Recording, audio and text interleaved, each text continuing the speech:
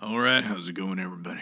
This is Jan Michael Vincent, and I'm back for episode 6 of season 1, One Way Express. All right, so I'm going to be pressing play right away. That's a fucking commercial. Hold on. I got fucking shit to do tonight. I'm having a poker match with some fellas up here in heaven. I'm playing with Gandhi and Ken Wall, actually. You might remember Ken Wall. He was also a star like me at one point. And just some other guys, some non-famous people, you fucking star fuckers. I mean, that's not, there's regular folk up here in heaven. All right. Here we go. We're doing the old recap. Did I see David Carradine's in this episode?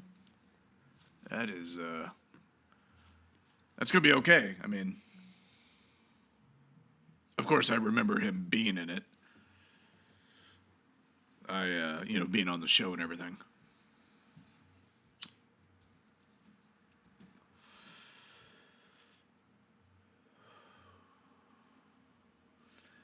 Oh, no. Do I bite it in this one? That could be old trouble for a hawk this episode.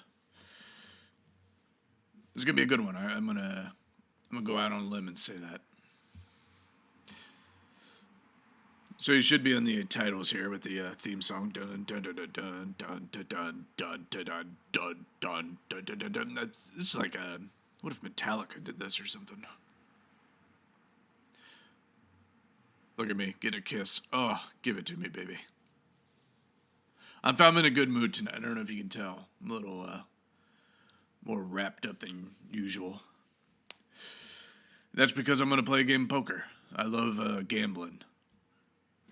In fact, I love all vices, really. But, and I was pretty good at gambling. I used to play, they used to have this kind of underground room in Los Angeles off Western Avenue. The outside, I forget what the outside was. It was nondescript or whatever, but a lot of people would come in there and play No Limit or what's that? Mai Tai or something. I had a few Mai Tais in there too. But you would see all the big stars of the day kind of in there playing cards. I mean, Chico Marx, up till the day he croaked. He was in there just losing coin after coin. I mean, that guy, as somebody who had a problem with other stuff, I can spot him. And I was like, that guy has got a major, major gambling problem. I mean, Christ almighty. And I think he ended up pretty penniless at one point. So, another commercial right away. Jesus Christ, I got to talk to the Peacock about this. But, just really fucks the flow of the show. But of course, it might be hard. I don't know what you're doing if you're paying attention to the show or listening to me yammer on about underground poker games. But I'll tell you one funny story. Every Tuesday, they had strip poker night. I mean, and this is something. I mean, the paparazzi didn't know. The papers didn't know. I mean, nothing. And they would cream their fucking drawers if they knew what was going on that night. I mean, you'd see anybody like Kelly LeBrock show up, and about an hour later, she's just in her knickers, big old tits just plopped on the poker table and stuff. And I remember specifically, Henry Winkler seemed to be there just fucking every Tuesday, 5 o'clock on the dot, as soon as they opened the doors, And I think he was taking his clothes off; he wasn't even playing cards. All right, we got a bald eagle again. Seems to be a motif. America, power, string fella.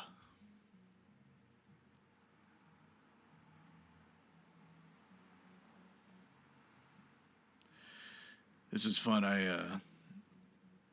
One of these takes, I did this, and then I thought it'd be funny to just stand up and whack that cello against the stone fireplace behind me. I mean, it just fucking scared the shit out of everyone. I think it popped the eardrums of the sound guy. And then, of course, they had to go to Guitar Center or some fucking place and get a replacement. You know, that's not really my problem. That was my big deal. You know, I'm the star of the show. I can do whatever the fuck I want. And if me having a little bit of fun delayed shooting for, 5 to 6 days, and that's what, is going to happen. When you hire Jan Michael Vincent, you hire Jan Michael Vincent.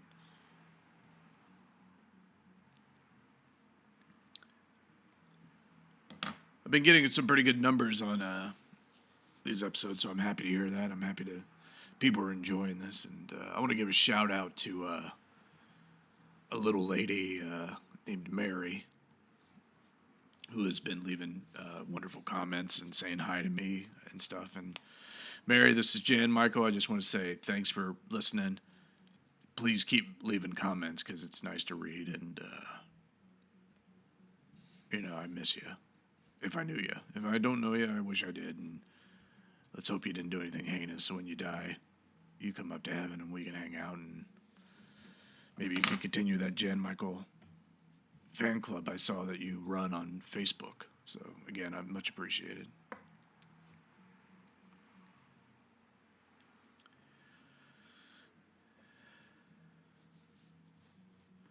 It's been a peculiar episode so far. I mean, there hasn't been any dialogue, really, unless I fucking talked all over it. But sort of telling the whole story, by visuals and stuff.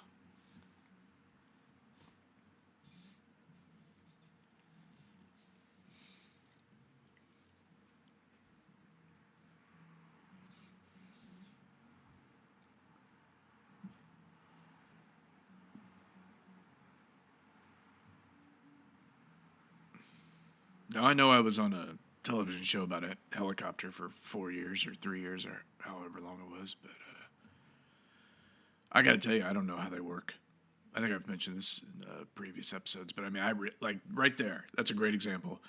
The thing is parked on the ground and the blades are going. How the fuck is that happening? I mean, I know what's happening. I'm not saying there's a trick being done there, but I don't get it. I do not get it. And I never thought to ask when I was on the show, I just fucking didn't give a fucking rat's pussy about any of this stuff, any of it made sense, if it was legit, military style. I was about getting that paycheck, cash in said paycheck at the end of the week, and just loading up on liquor bottles, from the Clown Liquor in Van Nuys, or wherever the fuck that is.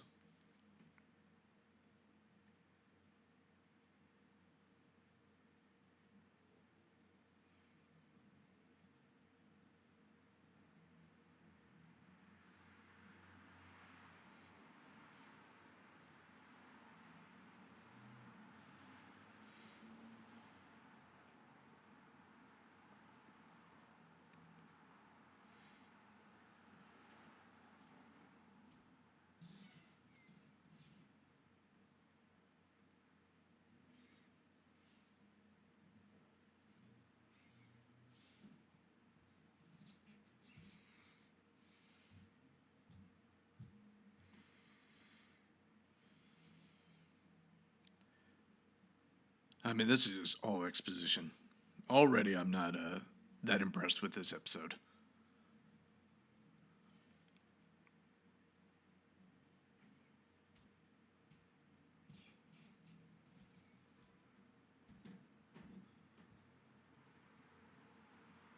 That guy just called himself a whore? That's pretty cool. That was on network television in the 80s. Yeah, I love it.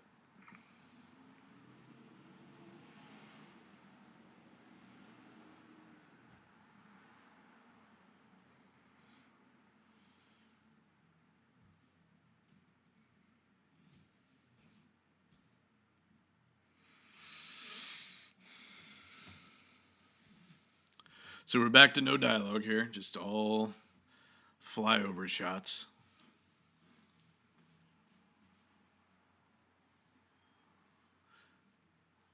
Sure, in about 2 minutes, Alex Cord's going to show up in that white suit and just be like, "It can't be done," or whatever. He always sort of starts off in a negative place. And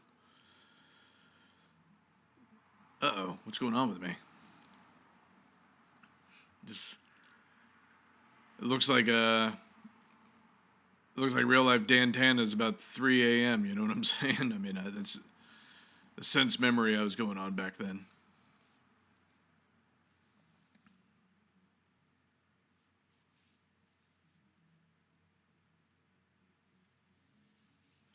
I just realized that this isn't Airwolf. This is like a different chopper or something. Look at me.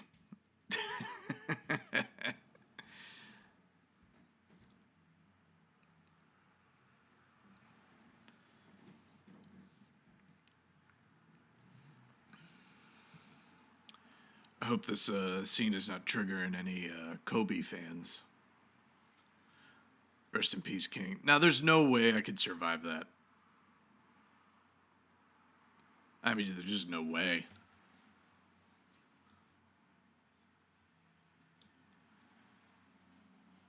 I mean, I was slumpo in the passenger side there. I mean, it's just. This looks like me getting out of the car on Wilshire Boulevard, one of my many DUI crashes.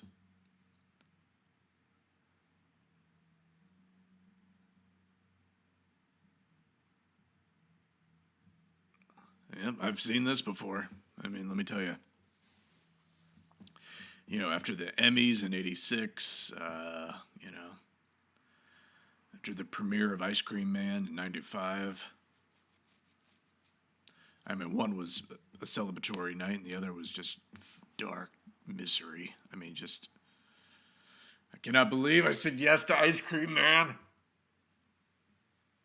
God damn, most biggest piece of fucking shit in the world. All right. My last minutes are going to be remember balling that broad from episode 1.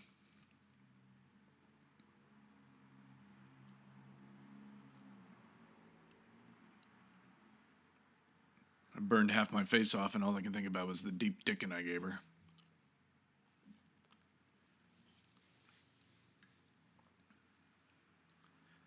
He scared me. That's what she said there. I remember she was dancing. I choreographed this if you... Oh, yeah, episode 1 is no longer even on YouTube anymore because they took it down. Said I infringed on the copyright of the fucking show I was in. I swear these tech bastards are just getting... they're just getting the better of all of us, you know? Selling our data, making us, you know, hate each other. Only publishing the news that they want, you know? Like all this COVID bit. I mean, but, you know, good luck if you have a different point of view on COVID, you know? Now, Jan Michael's not saying COVID was a fake flu or whatever. I mean, it was real. I believe it, but my God, I mean, just when the real one happens, let me tell you, when the sorry, I'm just been ranting here for 11 minutes straight, but I'm telling you, when the real virus comes, the one that turns your insides to liquid shit, I mean, good fucking luck. I mean, you'll be blowing people away with a shotgun to get some toilet paper and some water. And that's the thing, you know, it looked like from up here. I mean, it was just like, with the, you know, especially in the cities. You know, these are not the people you want to be in the trenches with.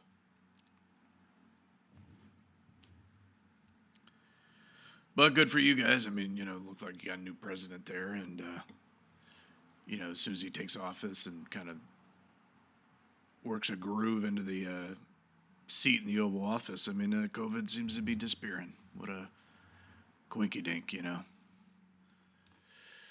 We'll see. You know, this is kind of a test, really. I want to see if, you know, if Google actually runs, you know, some sort of analytics or whatever through each video looking for keywords and stuff. So, this is Mike speaking now, and as Jan Michael Vincent. And, I just want to see what happens. It was just a test. Because, if you put it in the title, or whatever, they'll take your video down. But are they listening, I guess, is the big question. And this is a pretty innocuous sounding, video series. So maybe we'll just couch some conspiracy theories, inside these commentaries. I'm sort of looking at it. Look, I'm sweating. Dr. Rothschild, huh? Like the guy who was friends with Epstein.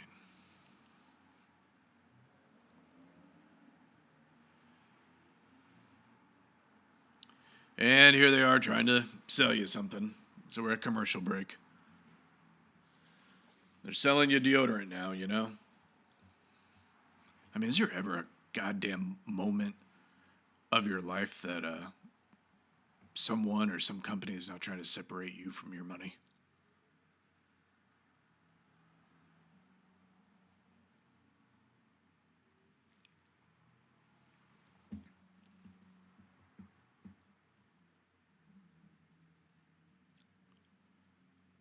All right, looks like we're back from commercial. Doctor's checking me, make sure I can, feel my legs or pecker or whatever.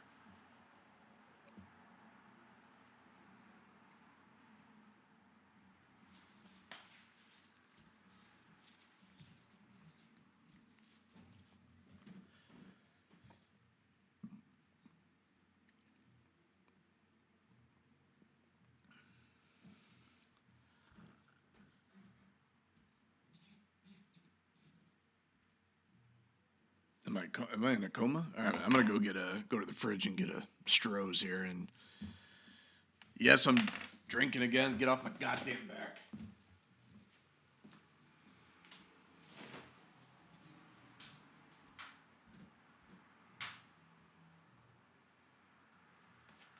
Well, there's not one cold.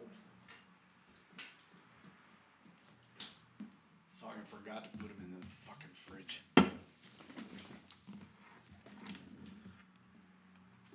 Well, how about that for everybody, huh? Old Jan Michael's going to drink a lukewarm Stroh's.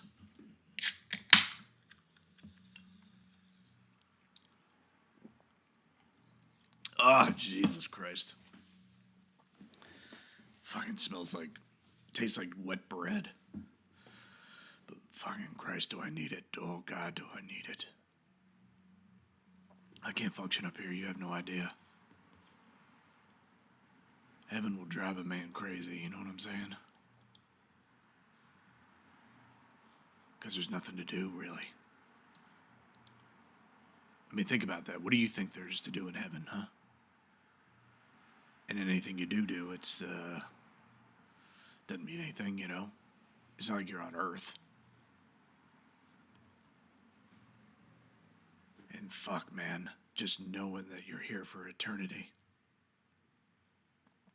See, they say that for newly dead people, you still feel time, right?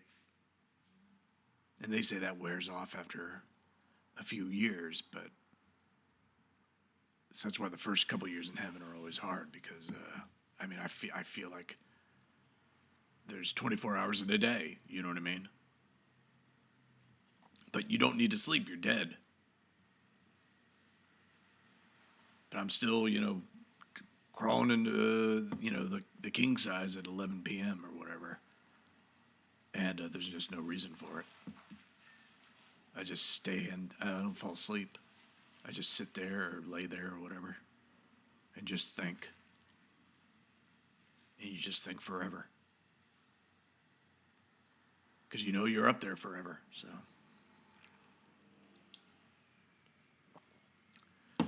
Once you're in heaven, you realize and you appreciate finite amounts of time. You know what I mean? All right, where are we at in this fucking episode?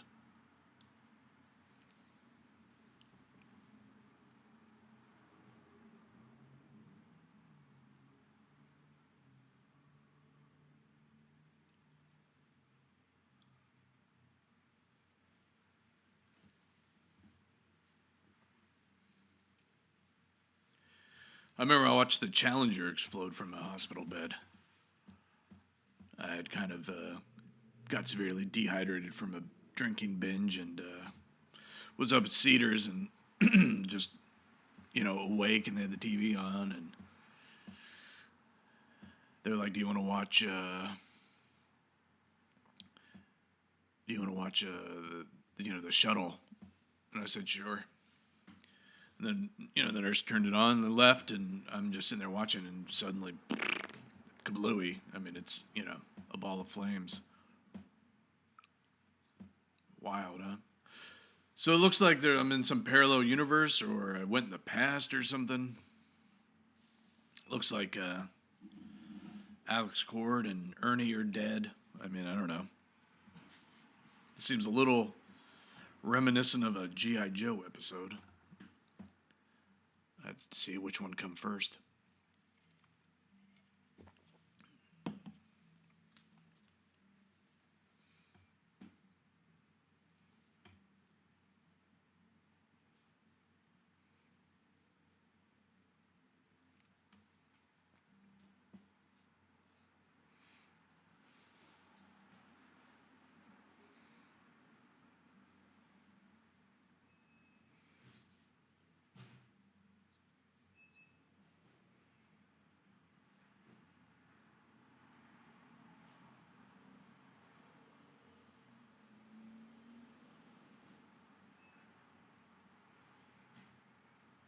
Crazy. I'm looking up the episode, and Alex Cord's still alive. 1933. He's about to be 89 years old, right? Something like that. Let's see. The last time he acted was 2009. Fire from Below with Kevin Sorbo, who I think just got canceled.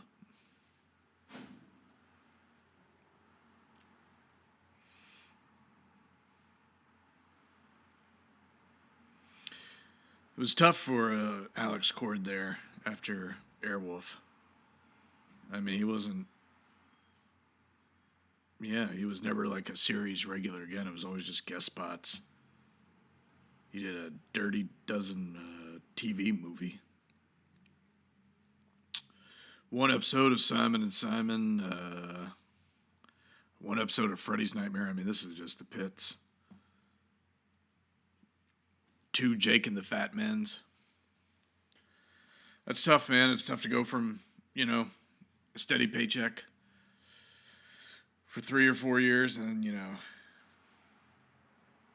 you're on Kung Fu and Walker, Texas Ranger, one day each for the year, and nothing again until you're in Air Rage, the movie with Ice-T or something. Looks terrible. It's got a 3.2 on Rotten or IMDb. So, I wasn't doing well. Alex Cord wasn't doing well. Ernie was all right. Ernie's a legend. But this fucking business will just chew you up and spit you out. They don't give 2 flying fucks about you.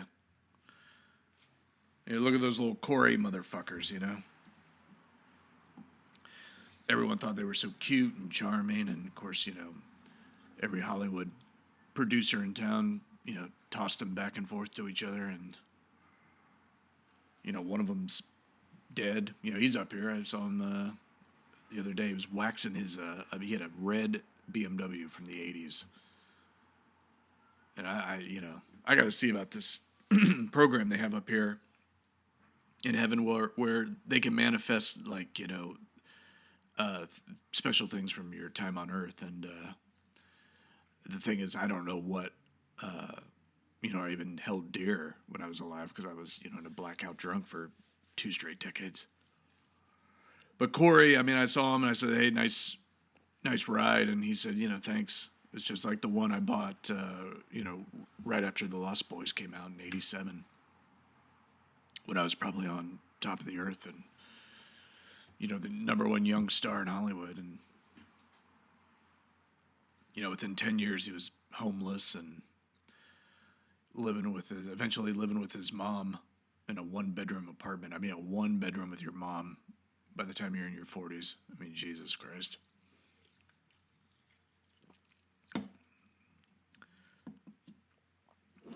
All these people today, these woke people, they're just constantly yapping about representation and, and equality and stuff.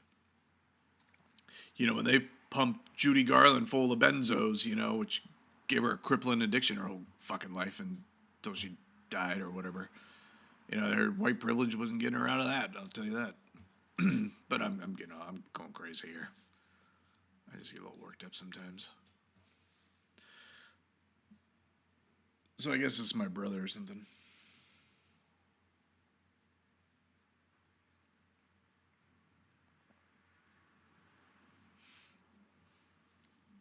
Chinooks.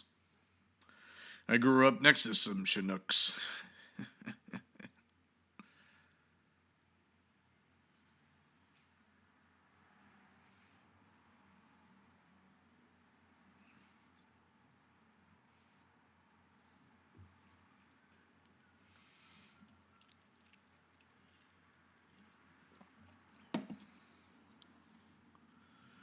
This episode's dumb. I'm sorry. Just, who gives a flying fuck? Look at that. I'm not even good in this. I was a handsome guy. I wasn't, a thespian, and they're trying to give me some, dramatic bedside dialogue, and I just look like a fucking asshole, is what I look like. Just prop me up, put me in the fucking Airwolf, and just shoot a bunch of shots of me flying around, just shoot my eyes, with the camera, shoot my eyes, make it look like I'm, about to blow up some Saudis or whatever. Whoever was the enemy of that time, maybe the Iranians.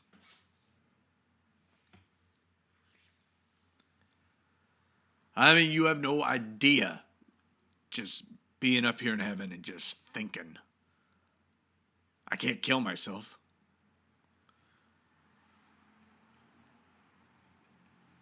But Andy Warhol told me it will just go away after a while. It'll just kind of, your body will get used to the eternity aspect and the timelessness. But this is just keeping me up, all hours, and it's got me all anxious, and it's got me drinking lukewarm strolls. You know what I mean? I'm fucking hitting rock bottom in heaven right now.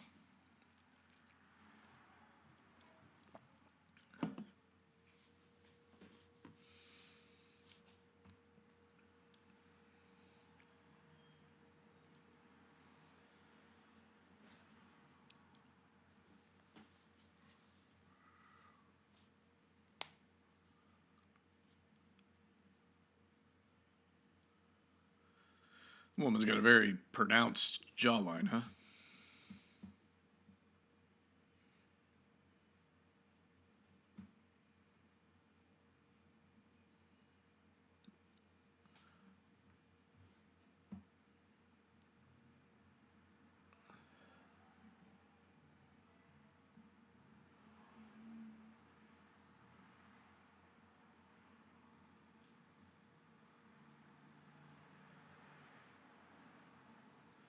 So they're pulling off this prank in an actual hospital. Okay, whatever. I hope this series doesn't fucking jump the shark and crash 6 episodes in. God damn it, we got a lot more to, provide here. And if it's this kind of dumb shit, I just tell them to fucking, stick it in their hat. I don't need to do that,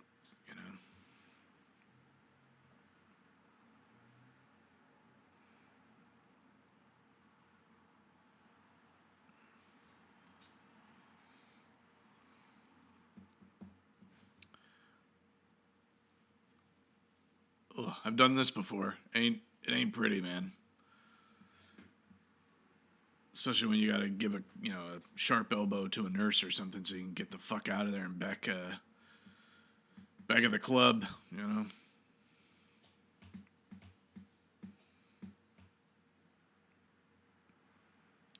Music's kind of cool though, isn't it? Here we go, another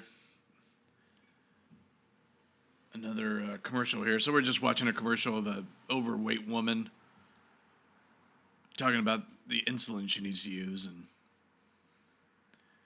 it's all bright yellow colors, and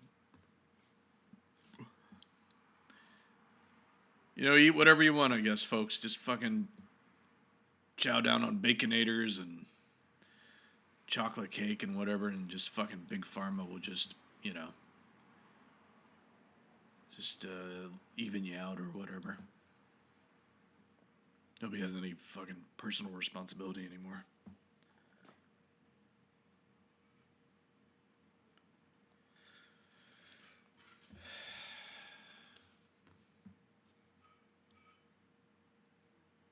Baqsimi. You ever notice all the side effects for all these drugs is compromised immune system? Isn't that weird, huh? Wonder how many people that fell to COVID were on these pills. Not saying Baqsimi or whatever did that. I didn't even actually hear what the side effects are. It just made me think about it.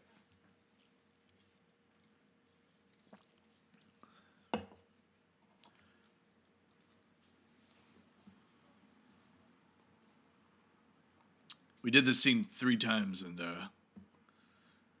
I don't know, maybe I'm telling tales out of school, but this actress, after the second take, whispered into my ear and said that this was really turning her on. And we ended up, meeting up at Musso and Frank's later that night, and nothing happened. As you can guess it, I had one too many Brandy Alexander's, actually, at the moment. That's what I was really into. I had like a 6-month period where I drank about a above ground swimming pool worth of that chocolate booze. I mean, those were delicious. And there was a bartender at 2 places. They had these were the 2 best Brandy Alexanders in the city in 1984. One was at Musso and Frank's. There was a bartender there, a Cuban guy named Tony. Could make a fucking delicious one. Made it a little frothy. I don't even know how he did that. But it was more of a thicker, delicious version of the drink. And then, of all places, there was a gay bar in border Los Feliz, Silver Lake, called Akbar. And they had a fancy fellow there named Forrest. And he made a great one, too. And so I would sort of shuffle in back and forth between those 2 bars for about 6 months. And, anyway, so her and we went on a date, and I just couldn't seal the deal because I got too drunk. And I'll just tell you, you've never puked off alcohol until you've puked up 7 or 8 Brandy Alexanders. I mean, it's an ugly, disgusting, putrid sight. I mean, it smells like, rotten milk, because in a way it was, because I'm drinking milk, it sits in my stomach, the acid cooks it basically, and up it comes, and I think I puked on her, actually, because she was nice enough to give me a ride home, so I didn't get, into yet another car accident, and, I repaid her with, ruining her white blouse, with that brown puke. So, again, I've said it every episode, I think, so far. I have some regrets. You know what I mean? I lived hard.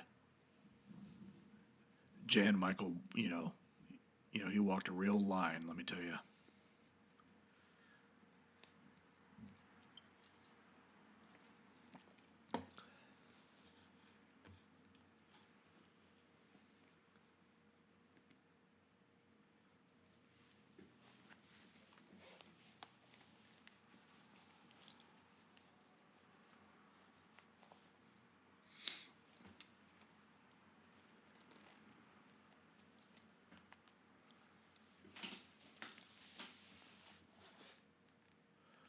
You know, Ernie is a good friend. I mean, both the man himself and the character here, Dominic. You know, he just looks like a guy that will be with you through thick and thin, and that's who Ernie was in real life.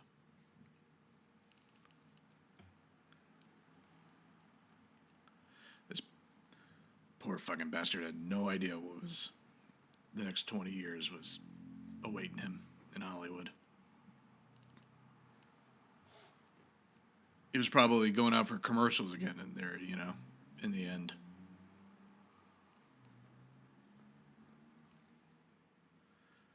Doing, those late night, I shit my pants elderly commercials. No one ever said you could die with dignity. That's for damn sure.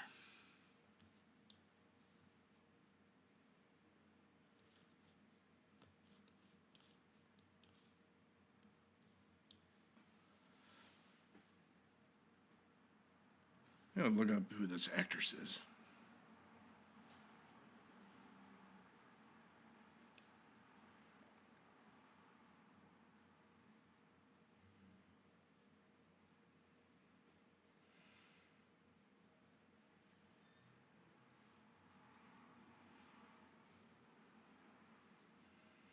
Weird, this one has a good rating on IMDb. I don't get it.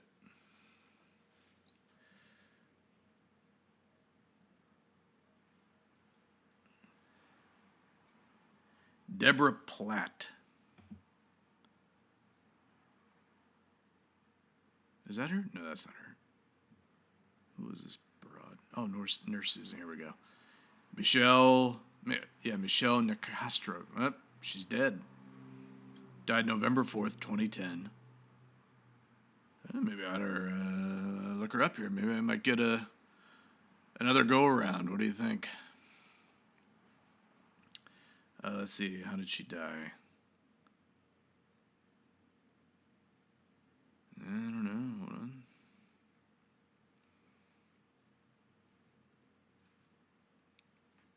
She died at her home in Toluca Lake, Los Angeles, after a long battle with breast cancer. Oh, boy. Survived by a husband and 2 daughters. Hey, she was a Wildcat. She went to Northwestern University. That's a Big Ten school. Very good school. Occasionally has a halfway decent football team. And she was considered for the role of Belle in Disney's Beauty and the Beast. I this might be controversial, but I mean, and I can't prove it obviously, but I'd bet you dollars to donuts if she books Belle in Disney's Beauty and the Beast, I mean, she doesn't die of breast cancer. I'll just tell you that. Maybe that's insensitive, but that's just, my opinion. She was a lifelong Democrat. So she got to see Barack Obama become president before she died. Well, we're at a commercial.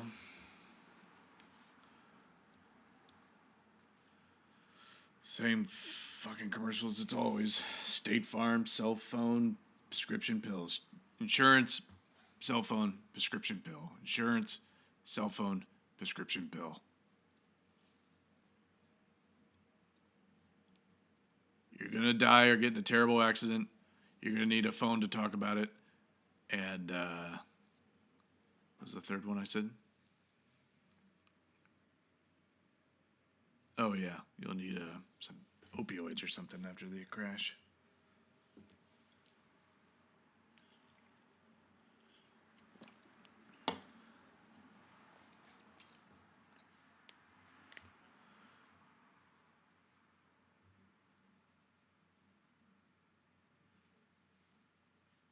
All right, I think we're back now. There's a ambulance of some sort, I'm in a straitjacket. I'm trying to run away in Florsheim's.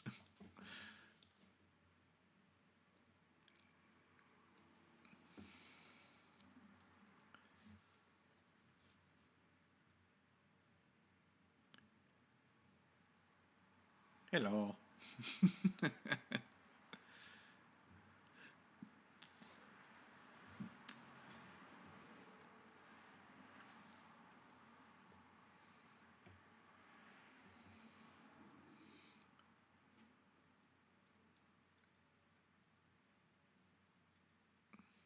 I mean, you always get that, right? The hero's always like, let her go. Has any bad guy ever been like, oh, okay, yeah, sure, no problem.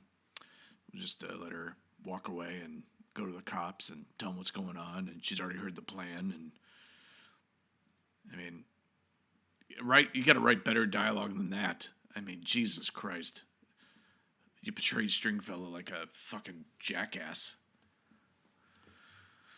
Not a good episode, folks. Not a good fucking episode. Sitting up here drinking a fucking warm Stroh's beer and just fucking hurting, ruining my voice, trying to do this fucking halfway shitty impression. I got, again, comments every day from some woman who thinks I'm actually Jan Michael Vincent. She's fucking gone loco. It's like you're part of his fan club, lady. You haven't gotten the fucking memo that the guy died a year and a half ago. What kind of fan club is that? Jesus.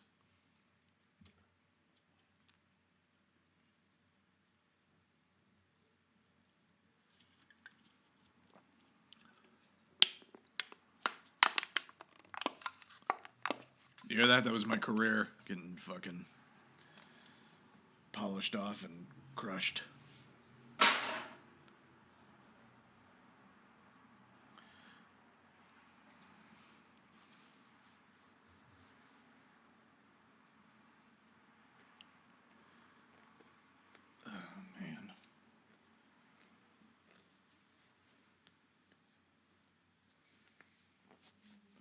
I'm trying to not be so negative during these audio commentaries. I know it's not helping anybody, But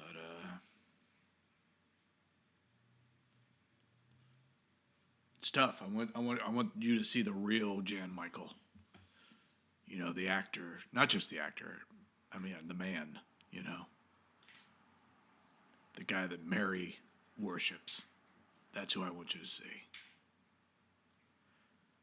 I like that my characters also try to get away 3 times now in a fucking straitjacket.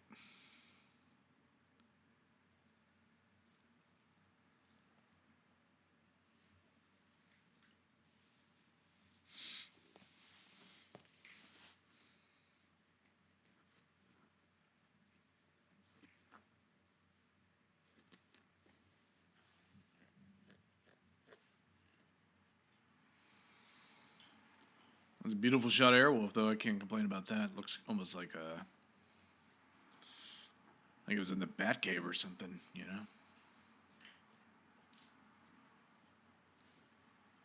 How come? Now this is going to be for people who were, around my age. But when you read Batman as a kid, the Batcave was so much cooler than they've ever shown it, in the movies.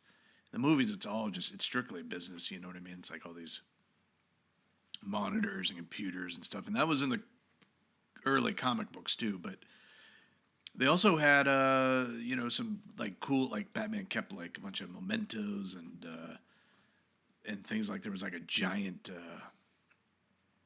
coin, I think a giant penny, if I remember correctly, and then there was a dinosaur, like a full like a replica, not just bones either. I mean, it was like the skin and stuff was attached to it. I really don't even remember who and what those things were, and I think there was maybe an enlarged Joker card, and that makes sense, But I mean, he kept them like souvenirs, like constant reminders that he was in just day-to-day battle with these psychopaths who were just killing people and stuff. But they weren't that. The comics weren't that violent back then. But I mean, you pretty much got the idea. So it's just sort of a weird thing. But I would like to see that in the movies.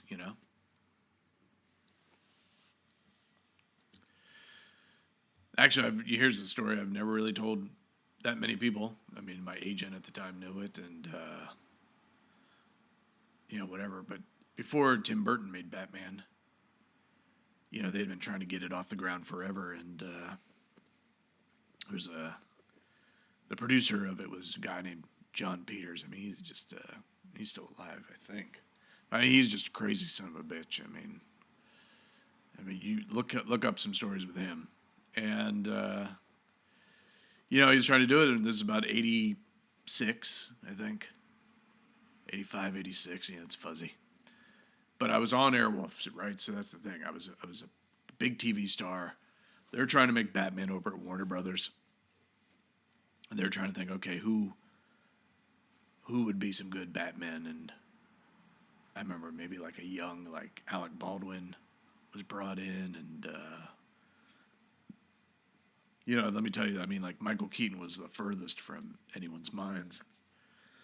But they brought me in, and I got pretty close. I mean, we got, close to where you're doing negotiations. And they wanted to see what I looked like in the Bat costume. Now, again, this is totally different than Tim Burton's. I mean, the costume I tried on was a one-piece spandex, but it was the gray and blue, like in the old comics. But it was all just one piece, and they fit me, and it took 30 minutes to almost an hour to get me into it, and then for a couple hours they just took photographs, and they ran shot some 35 millimeter stuff, and just from all angles, and from I was in different poses, and they wanted to see what I looked like in the suit, and they didn't think anything of it when I asked, like, well, can I drink during the fitting? And they said, sure, it's fine. You're just going to be kind of just standing there while we, gather notes and stuff. And, I polished off a Smirnoff, before they even changed film magazines. And about 2 hours in, because, it takes a long time. Not only does it take time to get into these suits, but it takes even longer to get out. And I didn't know how long any of this shit was going to happen. And so, I'm sitting getting liquored up. And I thought, well, maybe I'll just hold it, because I had to, go to the bathroom at some point. And I thought maybe they're wrapping up, But they kept taking their damn time, and they were, firing off Polaroids and stuff. And I'm half blacked out, and I just never told them. And I, frankly, completely forgot I had to urinate until I, felt that warm liquid, that warm, familiar liquid, and, they could smell it instantaneously, and, I'm just, propped up against the wall, smelling of piss in the Batsuit. I just felt real bad for those,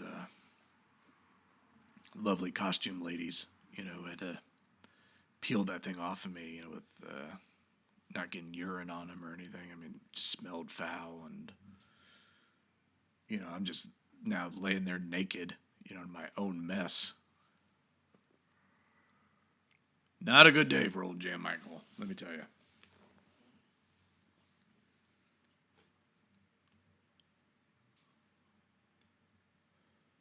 How did I get in the Airwolf? I mean, I've just been fucking spilling the beans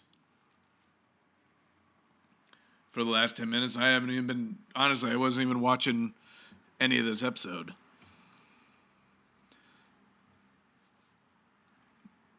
I mean, it's no surprise that I'd be safe and sound by the end of this. The show does go on, but I don't know. Who cares? Well, that was a bad cut and that was lame. Yeah, I'm just going to go ahead and say, fuck this episode. I mean, we still got 4 minutes, but... Hey, he killed someone!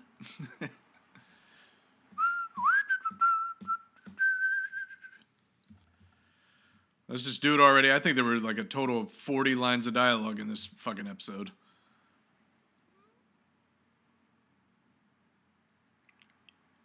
the phrase like ship without an anchor. I mean, this episode sort of felt like anchorless, right? It's kind of meandering, So they're definitely dead. Jesus, Stringfellow is a fucking psychopath.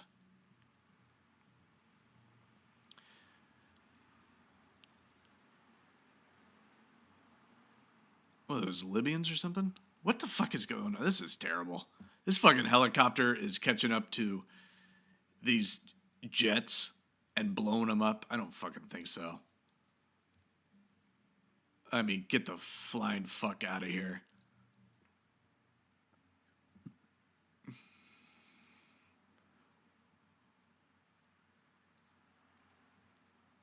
I mean, that was just dumb.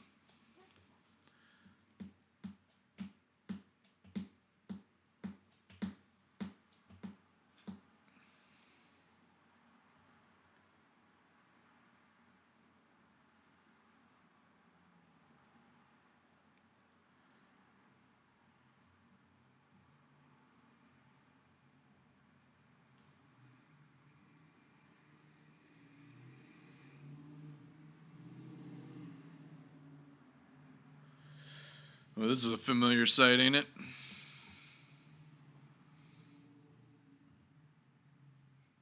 Of course, that's apple juice because this is a fucking television show and there's insurance and money on the line, but can't have a good time, I guess.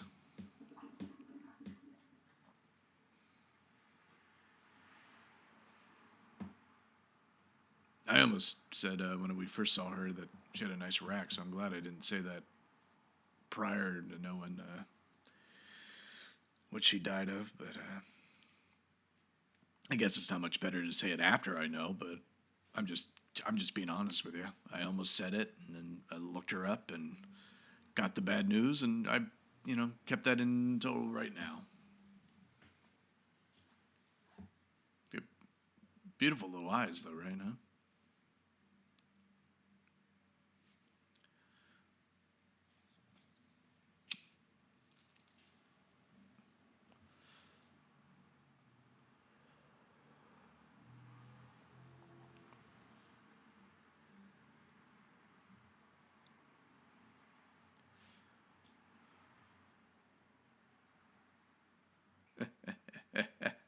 That's fun.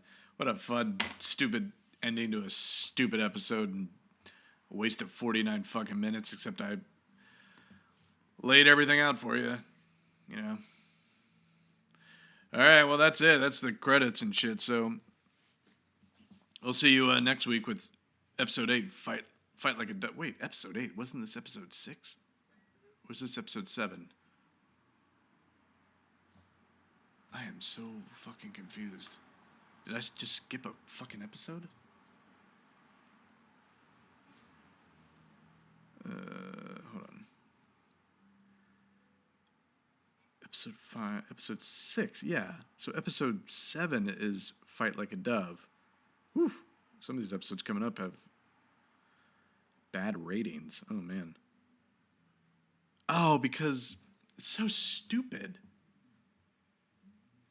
Oh, because episode 1 is technically 2 parts, but on IMDb they count it as 1. And on Peacock they counted it as 2 episodes, or whatever. So it's like Peacock is 1 episode ahead of... I'm sorry about all this, and I clearly dropped the impression. But, all right, well, that was it. My name's Mike. I'm doing this just for fun. It's a good way to just keep your brain going and improvising straight for 50 minutes. Okay, see ya.